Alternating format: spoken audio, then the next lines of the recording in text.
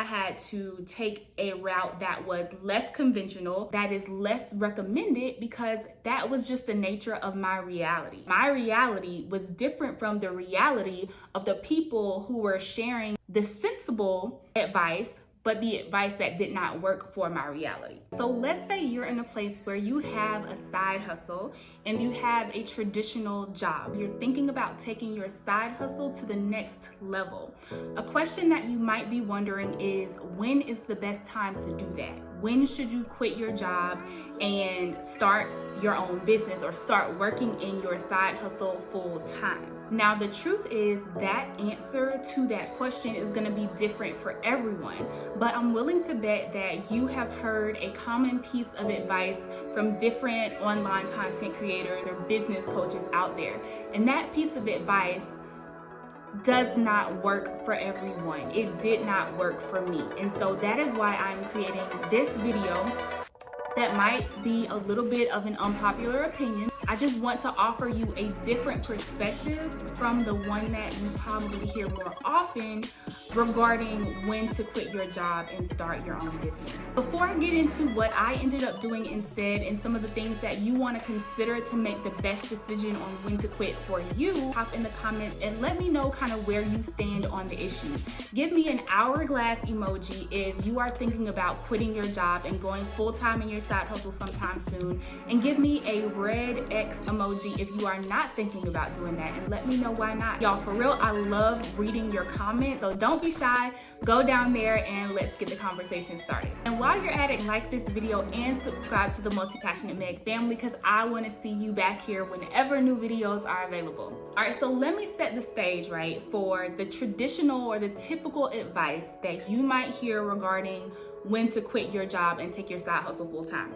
So the typical advice goes, if you're thinking about starting a business, start a side hustle first, so that you can continue to receive the income from your full-time, your part-time, whatever traditional employment setup you have, so that you can live off of that income while you are testing out your side hustle. During that time, you are figuring out how to sell your product or your service, who your clients are. You're figuring out how to get those clients, how to convert your prospects to clients. You're figuring out a lot of stuff. And so that's why it's helpful to have that job, that traditional employment, in addition to the side hustle, because then the side hustle doesn't add that pressure on you to make it work or to make that money, because you already have that continuous and constant flow of money coming in from your job, right? So that is the recommendation. Then when it comes to thinking about when to let go of the side hustle and take that side hustle full time, the typical advice that you will hear is that you should keep your traditional employment source until maybe you reach certain financial goals, like replacing that entire salary with the side hustle income, or, meeting some other financial goal. Keeping that job in place so that you can continue to reap the benefits, i.e. money, from that traditional employment source until your side hustle is basically scaled to the point that you want it to be. Now, at surface level, that makes complete sense. That's the smart thing to do. I can't poke any holes in that, because it makes sense, right? Of course, if you have the opportunity, why not keep that full-time job in addition to your side hustle while you're still continuing to build that business on your own? That just makes good business sense, good common sense, good financial sense. It makes sense. The problem is that is not practical or feasible or attainable for every person. That advice does not pertain to every situation. It did not pertain to my situation. It was not practical advice for me. The reason that doesn't always work is because that entire setup, the setup of start your side hustle, keep your job, build your side hustle until it matches your job income, and then quit.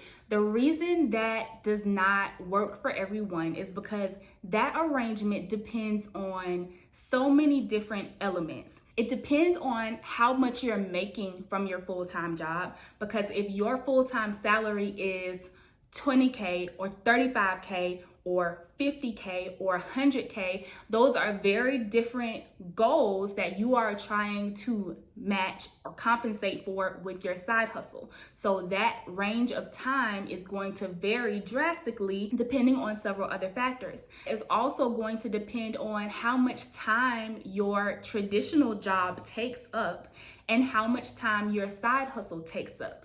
If you have a traditional job where you work 25 hours a week, that's very different from working 40 hours a week, different from working 60 plus hours a week. That means that the time you have available to work on your side hustle varies depending on how much time you have to spend on your full-time job. The other things that are going to affect that are your personal life, especially if you have children. The biggest thing for me was the fact that I had other responsibilities, i.e. a child who was almost 2 years old at the time that I actually quit my job. Actually, he had just turned 2 years old on the day I left my job. That is an extreme time commitment. You might have children or you might have other time commitments that make it impractical for you to spend enough time in addition to your full-time job trying to grow a side hustle to a certain level. That was the situation that I was in, and that's why I had to take a route that was less conventional, that is less recommended, because that was just the nature of my reality. And I had to accept and understand that my reality was different from the reality of the people who were sharing the sensible advice, but the advice that did not work for my reality. So in this video, I talked about leaving my job in 2018. I talked about why I left pharmacy. It's a really good story time, if I do say so myself, so I highly recommend watching it. But at that point, at the point that I left, I was working 40 hours a week at my full-time job. I had a podcast, I had a 2-year-old, I had a husband. I have a husband. We're still married. And I was doing my freelancing or consulting work on the side. That was a lot, yo. It was so much. And also at one point, I was also taking graduate classes for a public health program. I'm gonna do another story time about dropping out of that program. But the point being, I had heard all the advice about keeping your full-time job as long as possible. And like I said, I acknowledged the practicality of that advice, but I understood that personally, I could not reach my financial business goals without sacrificing something else that was going on at the time. I was not willing to sacrifice my podcast because I was intentionally growing it. I obviously was not willing to sacrifice my family. And I was not willing to sacrifice freelancing or consulting because that's what my business was. So I made the decision that I was going to step away from my full-time job. Now, if you were in that exact same scenario, you may have made a different choice, and that's okay. That's the whole point of this video. It's okay for us to make different choices regarding when to quit our jobs and start our businesses or start working in our businesses full time, because everybody's situation is different and everyone's priorities are different. I find that a lot of times in the online world, people give blanket advice, and in most cases, I don't feel like they're doing it with bad intentions. I think they have good intentions and they are sharing what they truly believe to be the best options, the best routes. But, you know, I'm a Libra, and so I see things, I see all the different perspectives, and I understand that even when I can't see different perspectives, that they're probably there. And so I really hesitate to give blanket advice about anything because everyone's situations are so different. And I just want to encourage you to make sure that when you are considering what's best for you, that you listen to advice. I'm not saying don't listen to people's advice, because that can definitely help you and lead you in the right direction, but I'm encouraging you to take it as advice and to use that in addition to what you already know to be true, because you are you and you are living your life. And you know what your reality is, and you know what your capacity is, and you know what you are or are not willing to sacrifice for certain results. So yes, look into different, sources for advice to your family, to your friends, to the people online who you respect and you trust. But ultimately, you got to trust in yourself to make the right decisions for yourself. At the same time, do not feel pressured or rushed to leave your job before you are truly ready.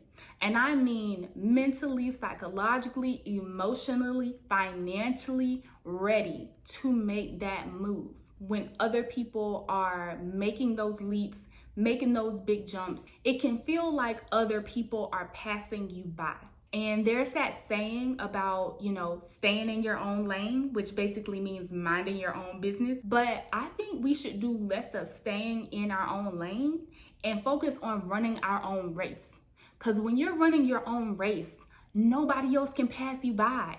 They're running their own race. Everybody's in a separate race. Nobody is directly competing against anyone else. We are all running our own races. So make the best decisions for the race that you are running, not the race that other people are running. Now, when you make that decision, when you decide that this is when I'm going to leave this job and start working in my side hustle full time, the key is to make that transition as smooth as possible for yourself. There were certain things that I did back in 2018 when I was getting ready to leave my job that I would highly recommend other people do.